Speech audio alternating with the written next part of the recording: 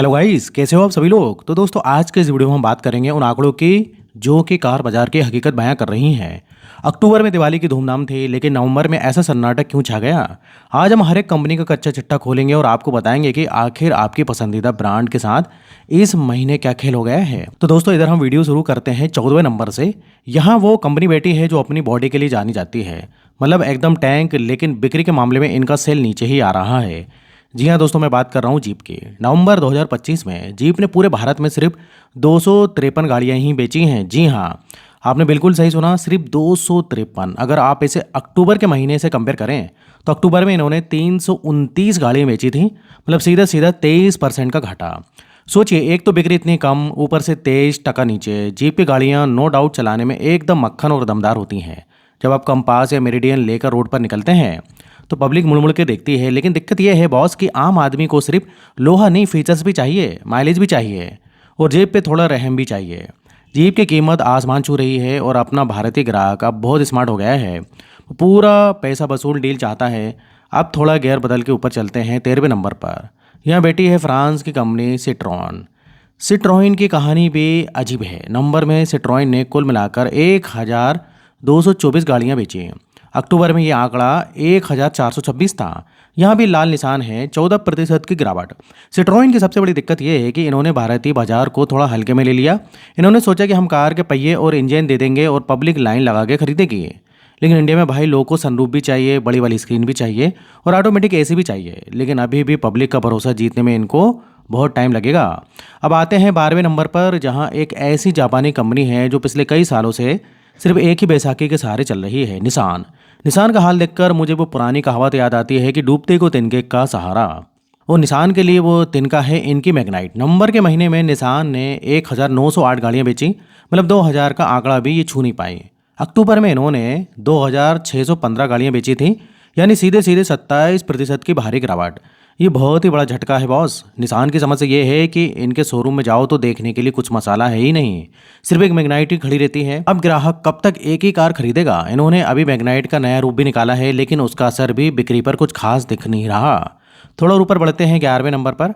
यहाँ है वो कंपनी जिसे लोग जर्मन इंजीनियरिंग के नाम से जानते हैं, वोक्सवैगन। वोक्सवैगन की गाड़ियाँ सड़क पर चलती हैं तो अलग ही टसन होता है, लेकिन बिक्री के आंकड़ों में वो टसन गायब है।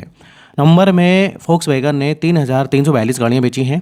पिछले महीने ये आंकड़ा 4048 था। यहाँ भी 17% की गिरावट दर्ज की गई है। अब देखिए, वोक्सवैगन की टाइगन और वर्टस एकदम कड़क गाड़ियां हैं, इसमें कोई शक नहीं। चलाने में जो फील आती है वो अलग ही लेवल की है।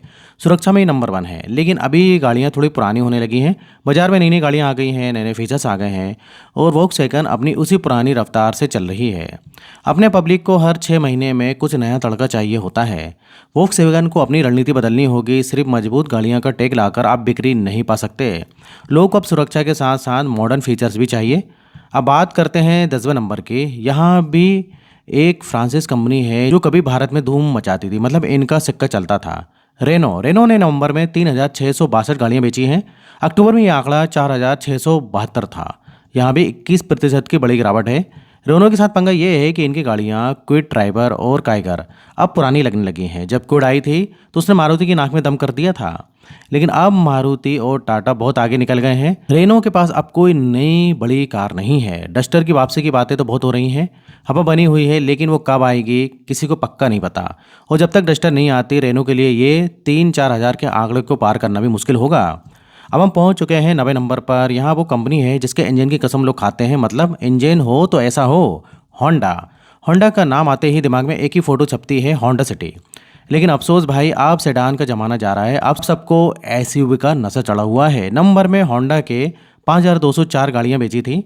अक्टूबर में ये आंकड़ा 6394 था, 18% की गिरावट। होंडा ने अपनी नई एसयूवी एलिवेट से बहुत उम्मीदें लगाई थी। शुरुआत में एलिवेट ने माहौल भी बना दिया था, लेकिन अब ऐसा लग रहा है कि उसका नशा भी उतर रहा है।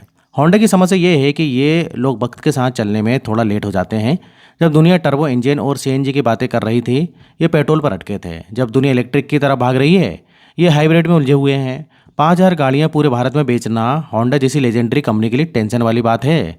अगर एलिवेट की बिक्री ऐसी ही गिरती रही तो होंडा के लिए भारत में टिकना मुश्किल हो जाएगा। अब आते हैं हम अपने 8वें नंबर पर, और यहाँ जो आंकड़ा है ना बॉस, वो देखकर तो आप हिल ही जाओगे। यहाँ बेटी स्कोडा के साथ इस महीने जो हुआ है, आप बाजार का भूचाल कह सकते हैं। नवंबर में स्कोडा ने 5,491 गाड़ियां बेची थी। आप कहेंगे कि ये तो होंडा से ज़्यादा है। इसमें बुरा क्या है? बुरा ये है कि पिछले महीने इन्होंने 8,252 गाड़ियां बेची थी, यानी सीधा सीधा 33% की गिरावट। 33%, ये पूरी इस लिस्ट में सबसे बड़ी गिरावट है। या आखिर स्कोडा के साथ ऐसा क्या कारण हो गया? क्या पब्लिक ने अचानक स्कोडा खरीदना बंद कर दिया? असल में इसके पीछे एक बड़ा कारण है, इनकी नई छोटी एसयूवी काइलिक हो सकती है। 7वें नंबर पर है वो कंपनी जिसने भारत में इंटरनेट वाली गाड़ियों का ट्रेंड शुरू किया था, एमजी मोटर्स ने नवंबर में 5,754 गाड़ियां बेची थी। अक्टूबर में ये 6,397 पर थे। यहाँ 10% की गिरावट है। बाकी कंपनियों के मुकाबले 10% की गिरावट थोड़ी राहत देने वाली लगती है, क्योंकि हमने अभी 23 और 33% की गिरावट भी देखी है। एमजी की नई कार विंडसर ने थोड़ा माहौल सेट किया। उनकी इलेक्ट्रिक गाड़ियों की बिक्री ठीक ठाक चल रही है, लेकिन हेक्टर और एस्टर की बिक्री अब उतनी तेज नहीं रही। अब हम टॉप 6 में एंट्री मार रहे हैं।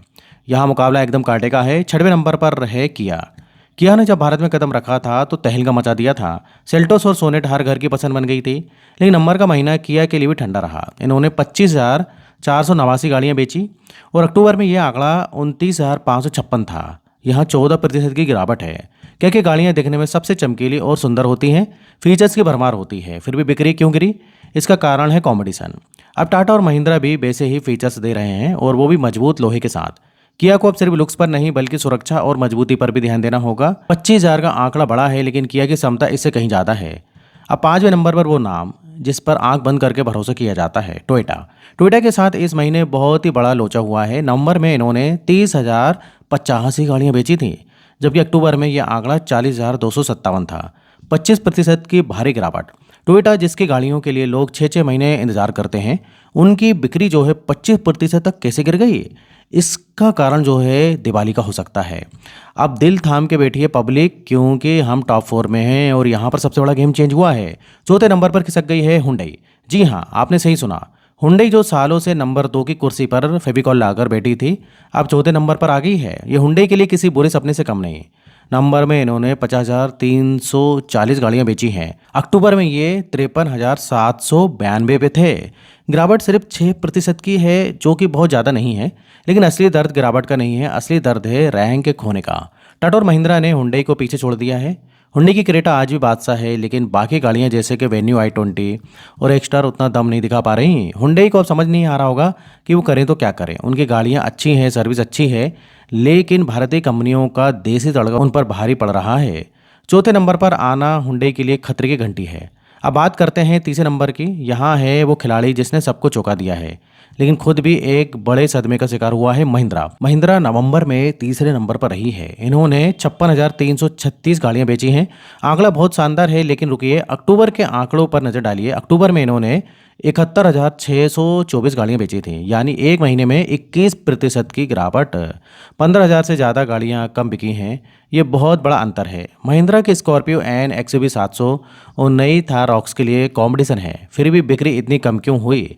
क्या महिंद्रा ने अक्टूबर में दिवाली के चक्कर में सारे स्टॉक निकाल दिया और नंबर में देने के लिए गाड़ियां ही नहीं बची, या फिर लोगों ने बुकिंग कैंसिल कराने शुरू कर दी है? कारण जो भी हो, महिंद्रा की दूसरे नंबर में फिसलना और इतनी बड़ी गिरावट देखना हैरान करने वाला है। लेकिन एक बात तो माननी पड़ेगी, इतनी गिरावट के बाद भी हुंडई से ही आगे है। ये इनकी बढ़ती हुई पावर को दिखाता है। और अब भाइयों और बहनों, स्वागत कीजिए भारत की दूसरी सबसे बड़ी कार कंपनी का। दूसरे नंबर पर है टाटा मोटर्स। टाटा ने इस महीने कमाल कर दिया है बॉस। इन्होंने महिंद्रा और हुंडई दोनों को पछाड़ दिया है। नवंबर में टाटा ने 57,436 गाड़ियाँ बेची हैं। हालांकि अक्टूबर के मुकाबले इनकी बिक्री भी 6% गिरी है। अक्टूबर में ये 61,134 पर थे, लेकिन गिरते बाजार में भी इन्होंने अपनी पकड़ बनाए रखी है। टाटा की पंच, नेक्सॉन और अब नई आई कर्व ने जो है बाजी पलट दी है। पंच को लोग खूब पसंद कर रहे हैं। टाटा की सबसे बड़ी जीत ये है कि उन्होंने साबित कर दिया है कि एक भारतीय कंपनी विदेशी कंपनियों को धूल चटा सकती है।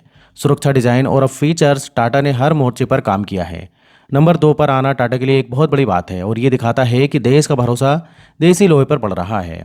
अब अंत में पहले नंबर पर है वो कंपनी जो सदियों से राजा बनी बैठी है, मारुति सुजुकी।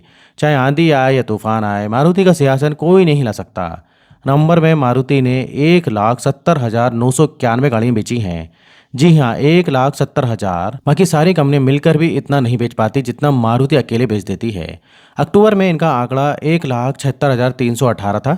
यह 3% की मामूली गिरावट है। पूरे बाजार में हाहाकार मचा है, लेकिन मारुति सिर्फ 3% गिरी है। ये होती बासाहत। अल्टो से लेकर ब्रेजा तक और अब ग्रैंड विटारा तक मारुति की हर कार सोना उगल रही है। लोग कहते हैं मारुति की गाड़ियां हल्की होती हैं, लेकिन बिक्री के आंकड़े बताते हैं कि देश को सस्ता, सुंदर और टिकाऊ ही चाहिए। सर्विस नेटवर्क और माइलेज के दम पर मारुति आज भी मीलों आगे है। इनका नंबर 1 का ताज अभी कई सालों तक कोई भी नहीं छीन सकता। तो दोस्तों, ये था नंबर 2025 का पूरा कच्चा चिट्ठा। अगर आपने पूरा वीडियो देखा है तो पूरा मार्केट दोस्तों नीचे गिरा है। टाटा की निकल पड़ी है क्योंकि वो नंबर 2 बन गए हैं। महिंद्रा को झटका लगा है, लेकिन वो अभी भी रेस में कड़क खड़े हैं। हुंडई को बहुत गंभीरता से सोचना होगा क्योंकि वो चौथे नंबर पर खिसक गई है।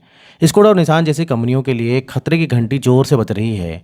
बाजार का ये उतार चढ़ाव तो चलता रहता है, लेकिन एक बात साफ है, भारतीय ग्राहक अब बहुत स्मार्ट हो गए हैं। वो सिर्फ नाम पर नहीं जाते, उनको जो है काम और दाम दोनों सही चाहिए।